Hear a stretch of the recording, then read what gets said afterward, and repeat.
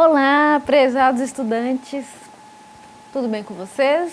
Eu espero que sim, comigo está tudo bem também. Vamos iniciar a apresentação dos conteúdos dessa disciplina? Bom, o tema dessa nossa primeira videoaula engloba os 3 primeiros capítulos do caderno didático dessa disciplina. Então vamos falar sobre, vamos ao nosso slide.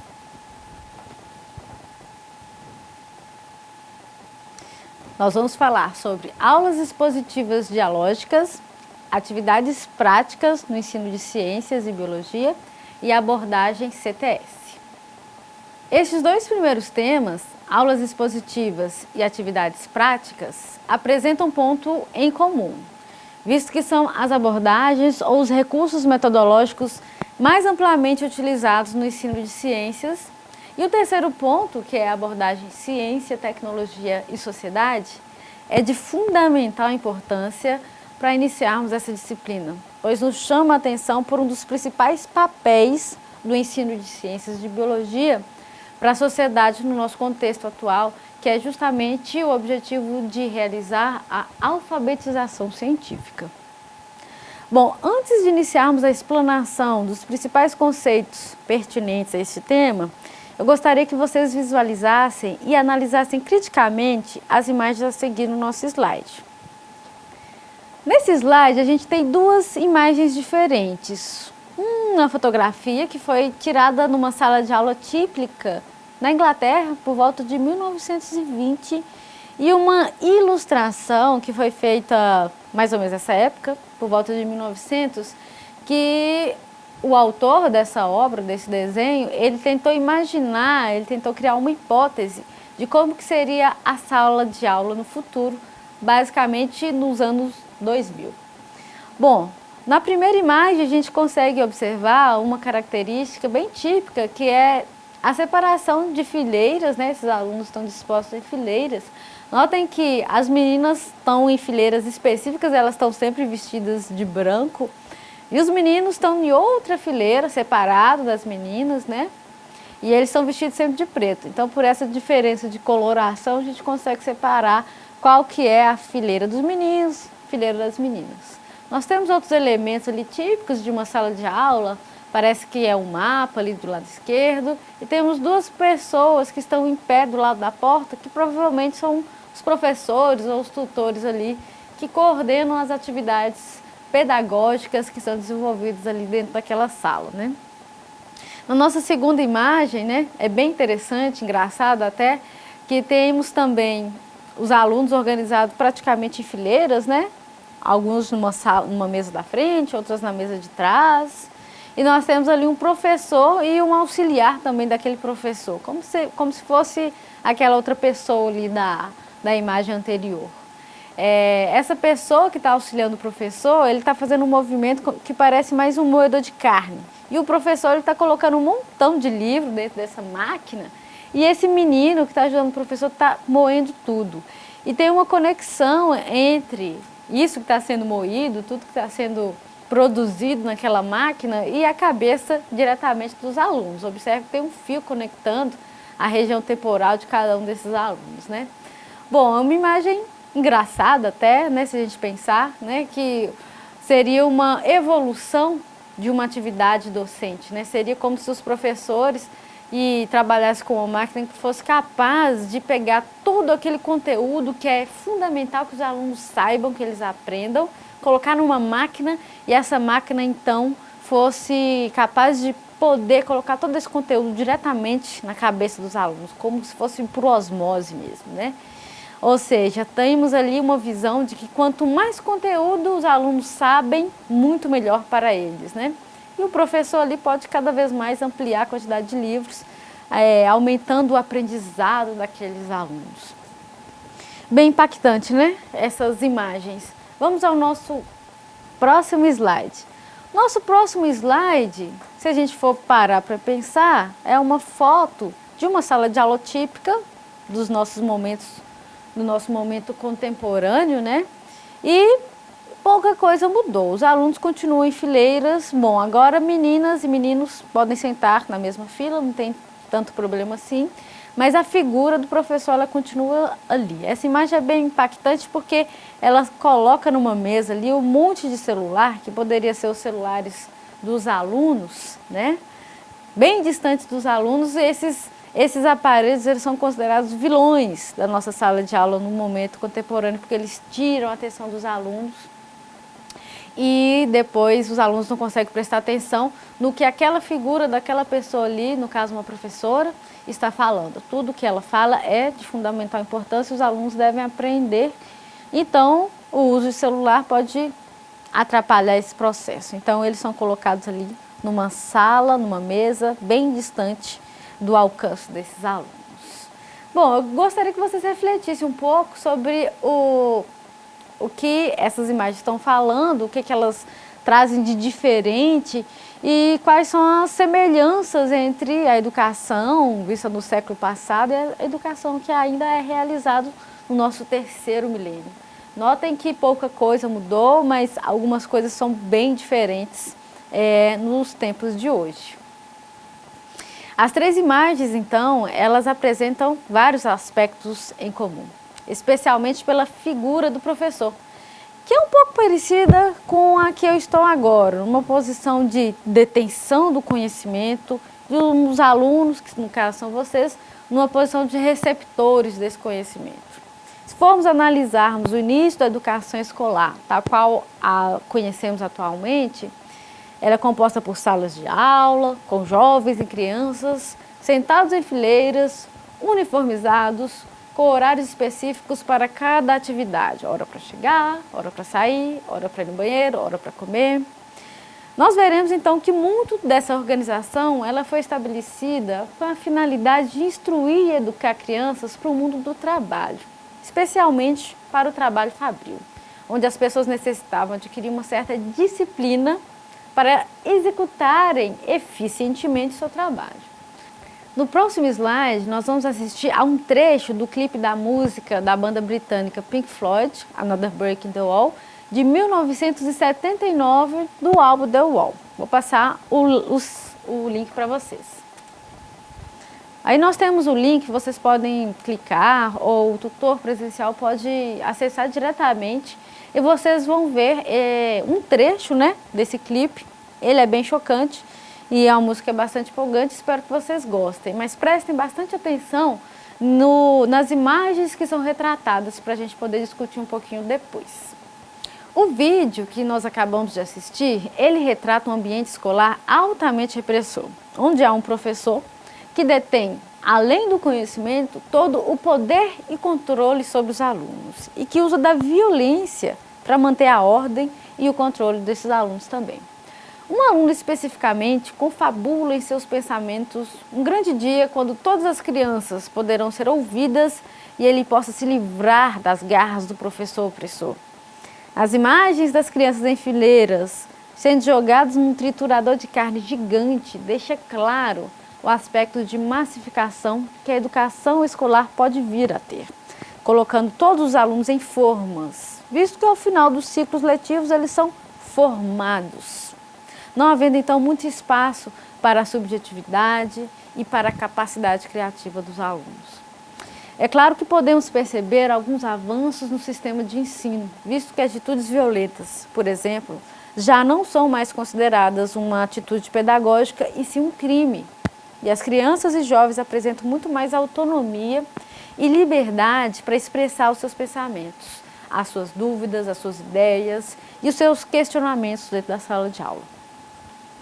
No entanto, ainda é necessário que sejam realizadas uma série de mudanças em todo o nosso sistema educacional para que tenhamos uma educação que, de fato, contribua para uma sociedade mais justa e igualitária. Um dos pontos que mais merecem destaque para que essa revolução ocorra está diretamente relacionado com a formação dos próprios professores, de vocês. Os temas das aulas de hoje tratam justamente das principais práticas de docentes que são executadas em salas de aula. De acordo com Pereira e colaboradores, a aula expositiva é um dos recursos mais amplamente utilizados pelos professores, seguido da discussão e do uso de vídeos. Esse fato não foi retratado apenas para professores de ciências de biologia, mas para diversos outros conteúdos escolares. E não apenas para o ensino básico, mas também em disciplinas destinadas à formação de professores no ensino superior. Vários pontos justificam o uso intenso desses recursos didáticos, sendo que o primeiro deles é a tradição. Muitos de nós fomos alfabetizados, educados e formados em alguma área específica por professores que utilizavam muito frequentemente a aula expositiva. E temos uma grande tendência em repetir ações sem muitos questionamentos. Pensamos que sempre foi assim, então, portanto, não há problemas em continuar. Outro ponto está relacionado com os baixos custos para esta prática, que demanda muitas vezes apenas um quadro e um pincel para que seja desenvolvida. Sabemos das grandes dificuldades que nós professores das redes públicas enfrentamos ao entrar dentro de uma sala de aula. E uma dessas grandes dificuldades é a falta de uma infraestrutura adequada para a educação. De modo que a aula expositiva acaba se tornando um recurso barato e viável de ser realizado em diversas condições estruturais escolares e em diversos níveis e modalidades educacionais. Por exemplo, agora vocês estão assistindo a uma videoaula expositiva, que buscamos torná-la mais interativa possível, à distância. Graças a esse recurso tecnológico que nós observamos atualmente, esta prática de ensino também pode ser aplicada em cursos não presenciais, como é o caso de vocês. Existem duas modalidades de aula expositiva, sendo elas, vamos ao nosso slide, sendo elas a aula expositiva, né, que é a mais tradicional, e a aula expositiva dialógica, né? Há uma diferença bem marcante nesses dois tipos de aula, é que na aula expositiva, o professor, ele meio que detém o conhecimento e também a fala, né? Acaba que muitas aulas expositivas se tornam verdadeiros monólogos, porque o professor, ele fica lá expondo o seu conhecimento, ele pode dar uma profundidade que ele acha adequada para o nível de ensino que ele está trabalhando, com o nível de escolaridade dos alunos, e ele basicamente fala, pode ser uma fala verbal, pode ser por imagens, pode ser por braille, diversas formas. Mas o professor, basicamente, ele é o detentor do conhecimento e ele é quem detém também o poder de fala, né? Já na aula expositiva dialógica, o professor, ele vai direcionar sua exposição. Ele pode contar muito com a fala, né? Mas essa fala, ela não é uma fala que tem por objetivo demonstrar para os alunos tudo que se existe, todo o conhecimento que se existe sobre um determinado assunto, né? Porque nessa aula, o professor, ele deseja interagir com os alunos. Ele deseja fazer uma coisa muito importante, que é resgatar o conhecimento prévio que os alunos apresentam, né? Então, diferentemente da aula expositiva, que parece mais um monólogo, na aula expositiva dialogada, a gente tem o diálogo. Então, não é só o professor que vai estar ali expondo tudo que se sabe sobre um determinado conteúdo, mas ele gostaria, e ele faz com que isso aconteça, ele gostaria de saber o que os alunos sabem sobre esse determinado assunto, né? Ele tenta, de todas as formas, resgatar o conhecimento prévio que é apresentado por esses alunos, né? Assim, nós podemos perceber que há uma diferença muito grande em relação aos dois tipos básicos de aulas expositivas, sendo que o método tradicional é muito semelhante ao observado nas imagens expostas no início desta aula, no vídeo que mostra o professor esbravejando o conteúdo e oprimindo os estudantes. E o segundo método de aula expositiva apresenta um grande ponto positivo, que é a abertura para o diálogo. Embora pareça simples, este ponto é fundamental. Quando o professor abre diálogo com os estudantes, ele é capaz de perceber quais são os conhecimentos prévios que os alunos apresentam sobre aquele assunto e consegue fazer conexões com o tema que ele deseja trabalhar em sala de aula. Uma grande vantagem pedagógica, pois pode conduzir a uma aprendizagem significativa. Quando eu falo aprendizagem significativa, está claro para vocês o que significa este termo? Veja esse conceito no nosso próximo slide. Aprendizagem significativa, gente, é um termo que é amplamente utilizado porque ele está relacionado a concepções pedagógicas mais contemporâneas que tratam do aprendizado humano, né? David Ausubel, em 1963, ele desenvolveu uma teoria sobre isso, né? E para ele, os conhecimentos prévios dos alunos são fundamentais para o aprendizado de um novo conteúdo. Então, eles devem ser resgatados, eles devem ser valorizados na sala de aula. E só assim, segundo ele, né, isso favorece, você pode conduzir aquela aula ali mais tradicional a uma aula mais dinâmica e levar os alunos, então, a terem uma aprendizagem significativa. Então, em resumo, nós podemos considerar que a aprendizagem significativa é a aprendizagem que ocorre quando os alunos são capazes de fazer links, quando eles conectam aquilo que o professor está falando com alguma coisa que ele já sabe previamente. Sendo assim, a aula expositiva dialógica tem uma grande vantagem, visto que a abertura para o diálogo em sala de aula pode transformar radicalmente uma aula chata, uma aula enfadonha, em uma aula que estimula os alunos a aprender, mesmo sendo utilizados poucos recursos materiais, tais como um quadro e pincel. E as desvantagens? Quais seriam elas? Bom, eu gostaria que vocês, então, ao final desta aula de hoje, fizessem essa reflexão e discutissem sobre isso e ponderassem quais que são as vantagens e quais que são as desvantagens de cada um desses dois tipos de aula expositiva, a tradicional e a aula expositiva dialógica, tentando observar os aspectos relacionados a essa prática didática de forma bastante ampla.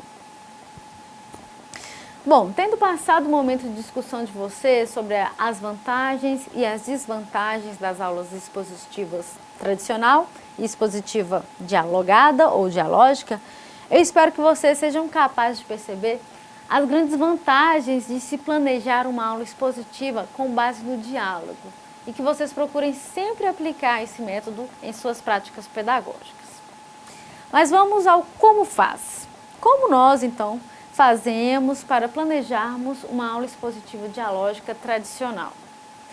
Eu acredito que não haverão muitas dúvidas em como se fazer isso, visto que os principais aspectos, que são muito simples, né? E da vivência de vocês, que eu acredito que vocês já tenham, já foram levantados nessa aula de hoje sobre as aulas tradicionais, expositivas tradicionais. Então, acredito que vocês não terão muitas dúvidas em como se planejar esse tipo de aula. Mas e sobre as aulas expositivas dialógicas? Como fazemos para praticar e para deixar nossas aulas teóricas ainda mais estimulantes para os nossos alunos?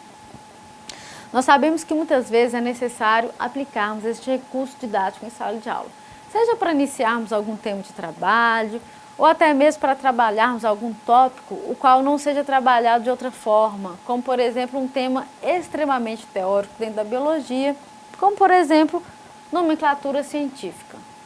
As aulas expositivas dialógicas têm o diálogo como base, e nós sabemos que os diálogos partem de perguntas, questionamentos, indagações. E é justamente na pergunta, na dúvida e na incerteza que está todo o combustível para uma boa aula expositiva dialogada ou dialógica. E quem será o responsável por realizar esses questionamentos? Apenas o professor ou alunos e professores? Este é um ponto que pode variar muito entre os professores que apresentam estilos de abordagem diferentes. Gostaria de trazer duas diferentes possibilidades para iniciar as aulas expositivas dialógicas para vocês. A primeira delas inicia com um questionamento que parte diretamente do professor. Por exemplo, o tema de uma aula sobre fotossíntese. Um professor pode iniciar a aula questionando aos alunos como as plantas fazem para crescer, qual é o alimento consumido pelas plantas, ou como ocorre a nutrição dos vegetais.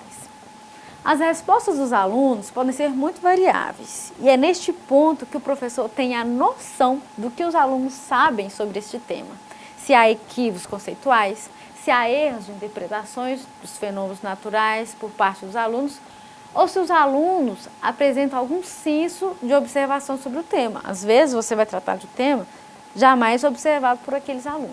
E aí você tem que ter uma abordagem diferente. Com certeza, alguma ideia já pode ter passado na cabeça dos alunos sobre como esse processo ocorre, né? E caberá a você, professor, concentrar os esforços da aula para que o ponto que você deseja julgar, você julga que é necessário ser trabalhado. E você vai concentrar todos os esforços naquele ponto importante. Por exemplo, é neste momento que o professor é assertivo com os alunos, deixando claro como ocorrem os fenômenos naturais.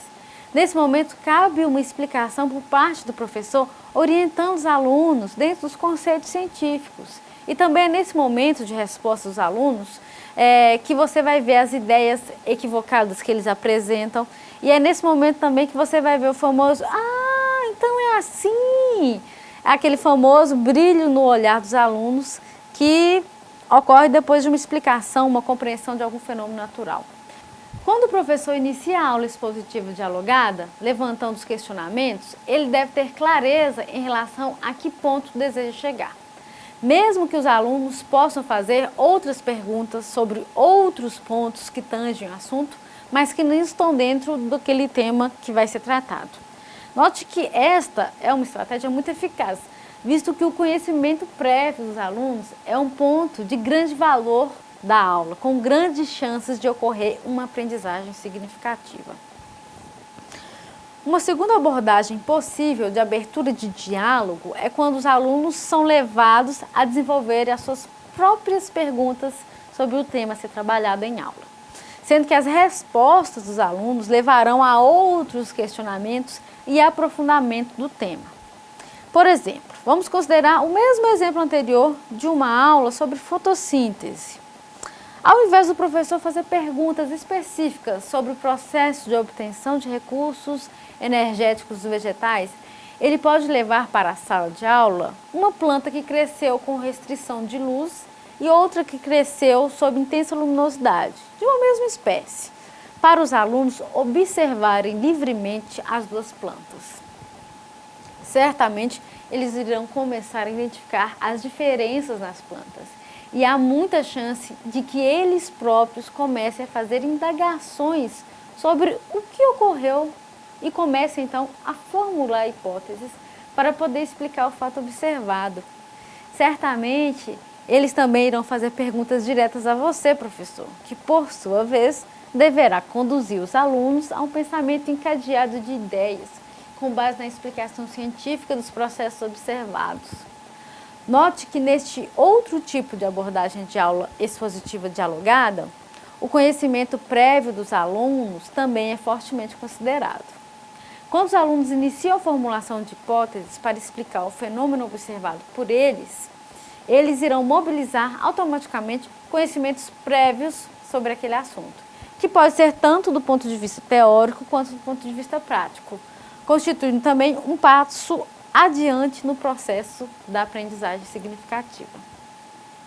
Sendo assim, nós vemos então que é possível iniciar um diálogo a partir de perguntas feitas tanto da parte do professor quanto pela parte dos próprios alunos ou de ambas as partes.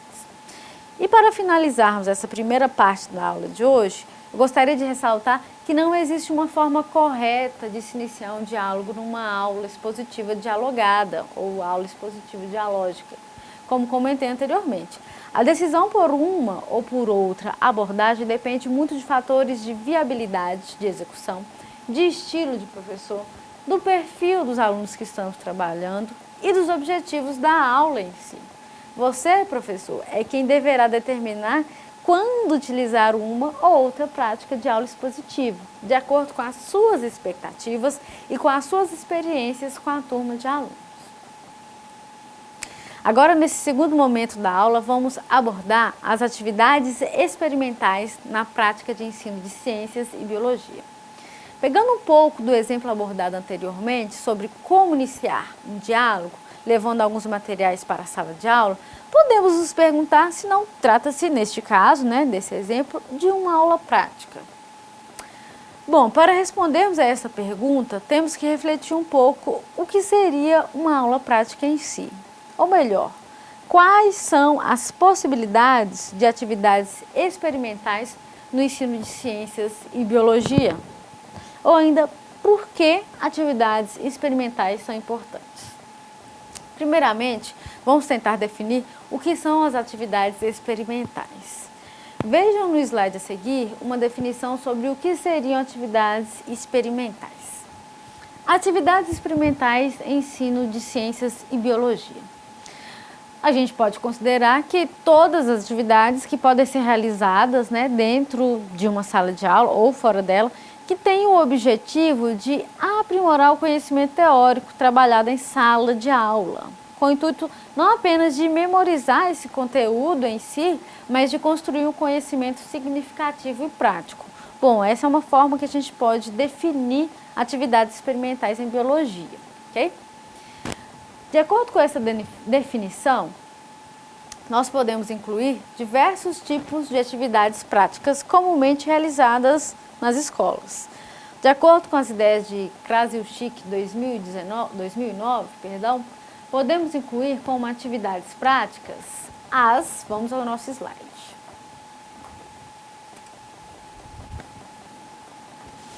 Aulas práticas, as demonstrações, os modelos, as resoluções de problemas e os trabalhos em campo. Cada um desses tipos apresenta aspectos estruturais específicos, de modo que o professor que deverá selecionar um método prático de acordo com os objetivos da aula e com as possibilidades de trabalho. As aulas práticas, elas podem ser realizadas em sala de aula ou em laboratório específico e podem durar mais de um encontro, por exemplo, dependendo da atividade e das observações que você, professor, deseja que os alunos realizem. Podem ainda ser realizadas em equipe ou individuais, sendo que as diferentes etapas que constituem as práticas, sendo elas o desenvolvimento de uma problemática inicial, o procedimento de acordo com a metodologia científica para se resolver um problema ou realização de uma observação e, finalmente, a obtenção de dados e, por fim, a interpretação desses dados pode ser tanto da responsabilidade por parte do professor quanto dos alunos. Percebam que o nível de dificuldade aumenta quando a responsabilidade é atribuída aos alunos, de modo que o professor atua orientando sobre as dúvidas que podem surgir, sendo os alunos os responsáveis por desenvolver e arquitetar toda a atividade. Essa é uma possibilidade quando o tempo está favorável e há muita disponibilidade por parte dos alunos em investigarem a melhor forma de desenvolverem as etapas. Esta possibilidade é muito interessante de ser aplicada e não necessariamente em atividades regulares da disciplina, mas também em atividades de projeto que são desenvolvidas fora do horário regular, de modo que os alunos apresentam mais tempo e mais liberdade para desenvolver os trabalhos, tornando as atividades muito mais prazerosas e muito mais proveitosas.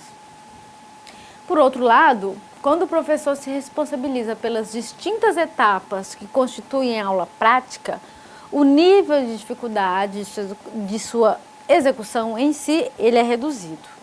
É uma boa opção para aulas que apresentam menos tempo para serem desenvolvidas e são eficientes para desenvolver um raciocínio que seja determinado pelo professor sobre um determinado tema em ciências e biologia. O objetivo das aulas práticas, nesse caso, deve ser claramente exposto aos alunos, assim como os métodos de obtenção dos resultados. E também deve estar claramente explícito como que vai fazer essa prática.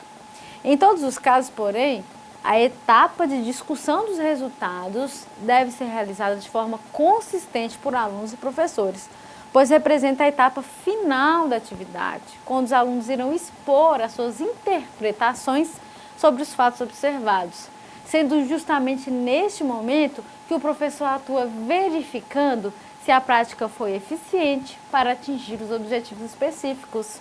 Uma atividade prática visa complementar uma aprendizagem sobre um tema específico, porém pode ocorrer antes mesmo de uma abordagem teórica sobre um determinado assunto, funcionando como uma estratégia de ensino que visa despertar o interesse pelo fenômeno natural em si, para depois iniciar a análise teórica sobre o assunto.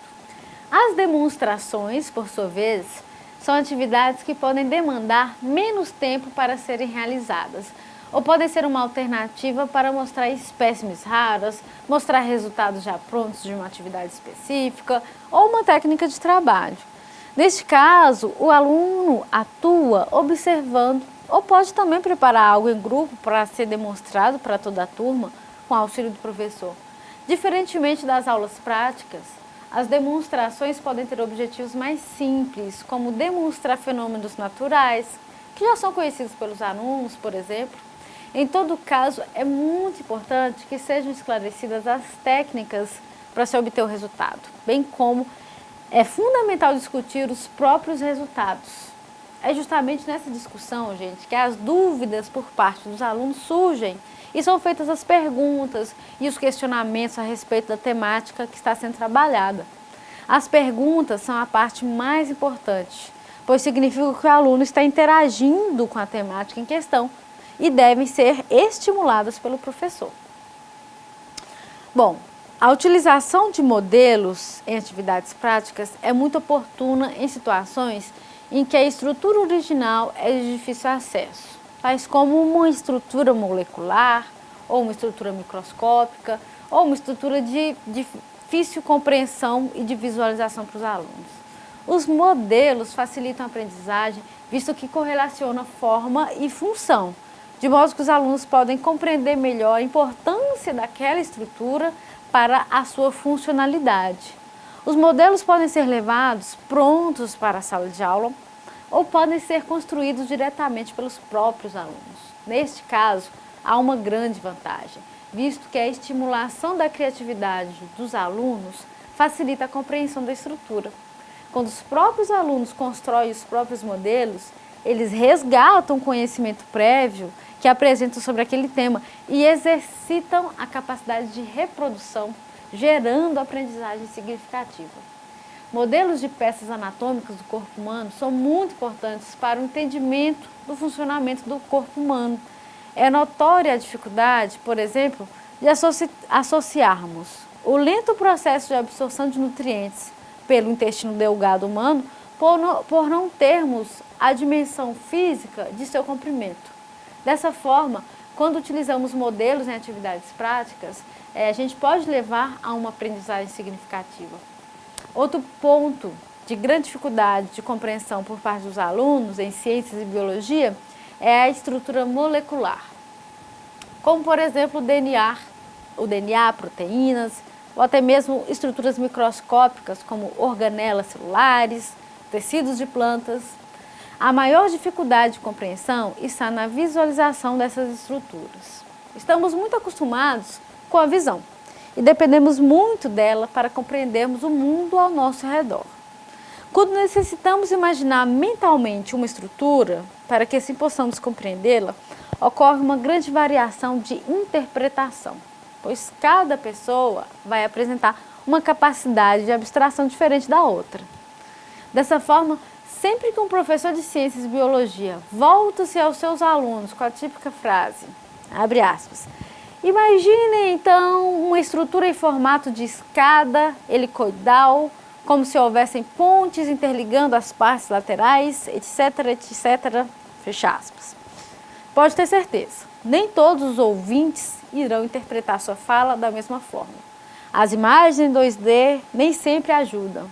Então, para evitar equívocos, o uso de modelos, com certeza, irá motivar mais os alunos e vai evitar erros de interpretação. Outra atividade prática são os aprendizados baseados em problemas, basicamente em resolução de problemas. Nestes casos, trata-se de um trabalho pedagógico que se insere no campo das metodologias ativas, visto que o aluno ele é incentivado a assumir uma postura de protagonista da história, devendo mobilizar conceitos e desenvolver habilidades para se resolver um ponto colocado ou pelo professor ou pelos próprios alunos. As atividades práticas baseadas em resolução de problemas têm sido muito bem vistas na atualidade, visto que constitui uma forma de incentivar a proatividade dos alunos, uma habilidade muito requerida atualmente, por exemplo, no mundo do trabalho, que pouco pode ser desenvolvida quando consideramos as escolas muito tradicionais, quando o aluno é colocado como um mero receptor de informações. com essa prática pedagógica, algumas questões precisam ser mudadas no professor, pois este assume uma posição de tutor e de orientador, que deve apenas orientar os alunos ou apenas orientar o caminho pelo qual os alunos devem passar. Porém, dependerá dos próprios alunos fazerem a caminhada em si, e é justamente nessa caminhada que ocorre a aprendizagem significativa, visto que a experiência de se resolver um problema, de encontrar uma saída, invariavelmente mobiliza conhecimentos prévios dos alunos, incentiva-os a aplicá-los, além de buscar outras fontes de referência. Práticas dessa modalidade não necessariamente devem ser realizadas fora da sala de aula, mesmo que isto ocorra com grande frequência, mas podem também ser realizadas numa sala de aula comum. Dentro da sala de aula podem ser feitos pequenos experimentos. Por exemplo, após uma aula expositiva dialógica sobre divisão celular, os alunos podem observar várias fotomicrografias de células em diferentes estágios de divisão. E com isso terem que identificar uma possível condição por trás daquelas imagens, indicar um possível ser vivo do qual aquelas células foram removidas ou retiradas. Para isso, os alunos irão mobilizar não apenas os conceitos de divisão celular, mas também as características típicas das células animais, das células vegetais, das células bacterianas, etc. Bem como a localização e do tipo de célula observada e a atividade que está sendo retratada. Como base na resolução deste problema, os alunos, com todo o seu poder investigativo, irão trabalhar preferencialmente em grupo, por exemplo, mas pode ser individual, mas em grupo é bom porque você aí estará mobilizando a habilidade de compartilhar e de agregar conhecimento e de ajuda mútua nos alunos, Então, nessa organização, os alunos irão se sentir motivados, como se fossem jovens cientistas, peritos, que necessitam desvendar um grande mistério, que na verdade é uma forma de praticar aquele conhecimento tratado numa aula teórica. Cada vez mais, a psicologia tem mostrado a importância dos jogos para o aprendizado. Jogar é como se fosse uma forma de treinar a viver, colocando em aposta todas as nossas fichas de mentirinha, como se fosse uma forma de aprender um determinado tema de grande importância e de seriedade na vida. As atividades práticas baseadas em problemas são altamente eficazes para o aprendizado. Não apenas para crianças de ensino fundamental, gente, mas também para jovens do ensino médio e jovens adultos da EJA. E podem muito bem ser utilizados como forma de resolução de problemas práticos. Ok? Pensem nisso. Para sintetizar, então, a resolução de problemas pode ser colocada em forma de jogos, em forma de textos, em forma de atividades de observação, etc. O mais importante é que as informações necessárias para a sua resolução partam dos próprios alunos. É claro, nessas atividades, vemos também como a capacidade criativa dos alunos é algo muitas vezes subestimado por nós professores. Vocês aí, que estão me ouvindo agora, podem nesse exato momento estar pensando, como que eu faria para trabalhar esse tema? Eu faria diferente, eu colocaria a imagem e depois perguntaria aos alunos que tipo de atividade prática os alunos estão executando na imagem. Assim seria muito fácil para mim aprender. Ou você pode estar pensando também, por que a Sara está falando isso dessa forma? Não estou entendendo nada desse jeito. Enfim, independente do que vocês estão pensando sobre isso, vocês estão pensando, ou seja, vocês estão criando. E eu não estou neste momento, pelo menos por enquanto, considerando essas criações que estão surgindo por parte de vocês. Quando vocês estiverem lecionando, quando vocês estiverem dentro da sala de aula, vocês verão que muitas atividades docentes não consideram em nada a capacidade criativa dos alunos. Outras, um pouco mais, e nas metodologias ativas, os alunos são intensamente incentivados a serem criativos. Um aspecto altamente positivo para a aprendizagem significativa. Se você fizer um breve levantamento de dados em qualquer sala de estudante, pode ter certeza que as atividades práticas são as menos utilizadas, embora seja uma das que mais impactem o estudante, motivando, levando a aprendizagem significativa, como relatado por pesquisadores Miranda e demais em 2013. E por outro lado, se você analisar também o ponto de vista de vários professores, questionando-os por que nunca realizam ou por que não realizam com frequência maior as atividades práticas, você verá que, embora a maioria dos professores ache importante, muitos deles se sentem inseguros e têm dificuldades em elaborar tais práticas. Além disso, os professores afirmam que muitas vezes a escola não tem a infraestrutura necessária para que isso ocorra, limitando a sua aplicação. Outro ponto comum relatado pela maioria dos professores é a atividade prática ela é tida como uma ilustração da aula teórica, devendo ser realizada sempre posteriormente, de acordo com pesquisas recentes de Andrade e Massabini, realizadas em 2011.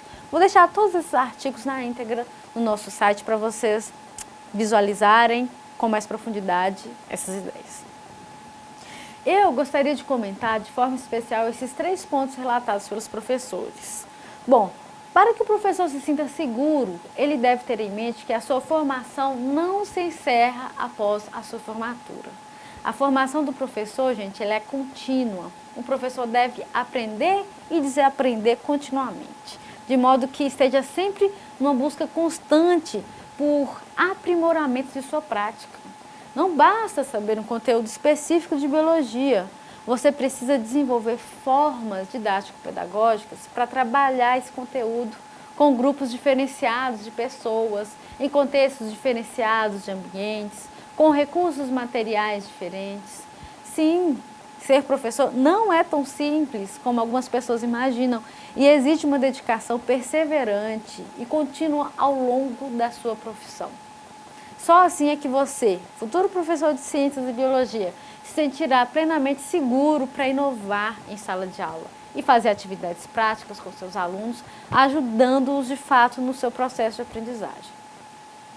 O segundo ponto relatado é justamente a ausência de laboratório ou de lugar específico para a realização de atividades práticas em sala de aula. Muitas escolas apresentam laboratório, o qual não é uma réplica real de um laboratório de pesquisa científica de ponta, mas que apresenta uma estrutura mínima de trabalho. Este lugar, muitas vezes, nunca é utilizado pelos professores e tornam-se verdadeiros quartinhos de bagunça em algumas escolas públicas. Um espaço que pode ser, sim, e deve ser, sim, ocupado pelos professores e pelos alunos. Informe-se melhor antes de supor que não há um espaço para isso e, caso não haja, procure realizar práticas mais simples, que podem ser realizadas diretamente nas mesas presentes na sala de aula, com objetos que não oferecem grandes riscos aos alunos e a você. Pequenas vidrarias podem ser improvisadas e, se você tiver realmente interesse, a escola pode até comprar um microscópio de aula, que poderá ser utilizado por você e por outros professores interessados também. Mobilize-se, sempre há uma saída para se fazer uma atividade prática. Pode ter certeza que isso será muito, muito, muito importante para os seus alunos. O terceiro e último ponto, a aula prática vista apenas como uma ilustração da aula teórica. Gente, isso tira todo o seu mérito, todo o mérito da aula prática como uma prática pedagógica que sim pode desenvolver o aprendizado significativo. Pensar assim significa que você entende que só podemos aprender determinado conteúdo lendo ou ouvindo sobre ele. Isso não é verdade. A atividade prática pode ser muito mais eficaz, dependendo da forma de aprender da pessoa, do que uma aula teórica expositiva de 50 minutos. Isso ocorre justamente porque uma atividade prática bem elaborada, não aquela utilizada apenas para ilustrar a teoria, ela pode conduzir o estudante a aprender aquele conteúdo correlacionando com a sua vida cotidiana, com o seu dia a dia. Isso muitas vezes faz muito mais sentido do que quando ficamos ouvindo por horas e horas sobre a metamorfose dos girinos, por exemplo. Então, primeiro, devemos quebrar esse paradigma de que as aulas práticas são meramente ilustrativas ou que devem apenas treinar os alunos a utilizarem ferramentas de laboratório ou que devem ser utilizadas para memorização de processos complexos. Não é apenas isso. As atividades práticas têm seu grande mérito como prática pedagógica educativa, principalmente quando são elaboradas da forma adequada, com os objetivos e conteúdos organizados de forma eficiente para o aprendizado significativo. Para finalizarmos, então, essas principais possibilidades de atividades práticas que podem ser realizadas em sala de aula ou fora da sala de aula, eu gostaria de deixar um questionamento para cada um de vocês refletirem. Como que você aí aprende? Aprender é uma atividade complexa, que apresenta infinitas variações de mecanismos entre os seres humanos. Nossos órgãos dos sentidos, que captam diferentes informações do meio, são incentivados ao longo de nossa vida, de modo que acabamos sempre treinando uns mais do que outros. Por exemplo, uma pessoa que perdeu a capacidade de visão e desenvolveu absurdamente a sua audição. Ou uma pessoa que não ouve e que desenvolveu sua capacidade de observação com os olhos. Durante a grande maioria das nossas práticas pedagógicas, a capacidade auditiva do ser humano talvez seja um dos sentidos mais incentivados, visto que estamos sempre falando ou escrevendo sobre o assunto que desejamos trabalhar, normalmente mais falando. Mas nem todas as pessoas são capacitadas para ouvir plenamente e aprender plenamente ouvindo. Muitas pessoas conseguem aprender bem apenas ouvindo, já outras necessitam ver ou colocar a mão na massa para aprender algo. Mas e você? Como que você aprende? Ao final dessa videoaula, vamos fazer um breve teste individual que analisa qual que é o seu estilo de aprendizagem, o qual pode ser sinestésico, visual ou auditivo. Vocês verão na nossa atividade presencial as diferenças entre essas distintas modalidades de aprendizagem. Você pode também apresentar um misto de todas essas formas, o que é o ideal e o que é o que normalmente ocorre. É interessante ver que também somos diferentes e que nem sempre nós mesmos aprendemos da mesma forma que o nosso colega. Se extrapolarmos esse pensamento para uma sala de aula com média de 30 alunos, com certeza teremos uma grande variação nas formas de aprendizagem. Agora a pergunta cabal, que também faço para todos os nossos professores, para vocês, para mim, todo mundo. Se as pessoas aprendem então de formas diversificadas, por que então eu, professor de biologia, usarei sempre as mesmas atividades pedagógicas? Vejam que quando eu uso sempre a mesma prática pedagógica, eu favoreço algumas pessoas da sala e desfavoreço outras. Sendo assim, o ideal é que façamos variações, que usemos de diferentes práticas, até mesmo para estimular o desenvolvimento cognitivo de todos os alunos presentes numa sala de aula. Faça esse teste, deem um texto após a videoaula e discutam os resultados entre os seus colegas ao fim dessa atividade. Tenho certeza que vocês vão passar a pensar na prática pedagógica de uma forma diferente. Bom, para finalizarmos a aula de hoje, vamos então ao terceiro tema, que é a abordagem CTS. Este tema perpassa por todos os direcionamentos que devem dar aos nossos objetivos, independentes da prática pedagógica que iremos adotar para tratar um tema específico numa sala de aula, podendo ser tanto as aulas expositivas dialógicas quanto qualquer outra modalidade de atividade prática. Essa abordagem, a abordagem CTS, faz parte das diretrizes que os professores devem ter em mente para organizar a sua prática docente, visto que a abordagem CTS dá o sentido que toda escola e educação deve apresentar para a sociedade contemporânea. O que seria então essa abordagem CTS? Vamos ver no próximo slide uma definição desse termo. A abordagem CTS é uma abordagem pedagógica que tem como objetivo correlacionar os três aspectos inerentes à condição humana, visto que temos diferentes organizações sociais e essas diferenças muitas vezes estão relacionadas aos recursos tecnológicos produzidos diretamente pela ciência. Então, a abordagem CTS, que engloba ciência, tecnologia e sociedade, engloba essas três potencialidades humanas. Tanto a ciência, quanto a tecnologia, quanto as organizações sociais são produções puramente humanas. Okay? A abordagem CTS, então, está relacionado com ciência, tecnologia e sociedade e vem sido utilizada desde a década de 1960 com o objetivo de integrar e de relacionar os conhecimentos tecnocientíficos que interferem diretamente na estrutura de nossa sociedade propriamente dita. É fato que muitos professores apresentam visões ambíguas sobre o que é tecnologia e sobre o que é ciência. É importante deixarmos claro que a ciência é um método que é utilizado para conhecermos as leis naturais que regem os fenômenos naturais. Os métodos utilizados pela ciência baseiam-se em tudo que pode ser verificado pelos nossos sentidos objetivos e assim, então, assimilado e compreendido em sua totalidade.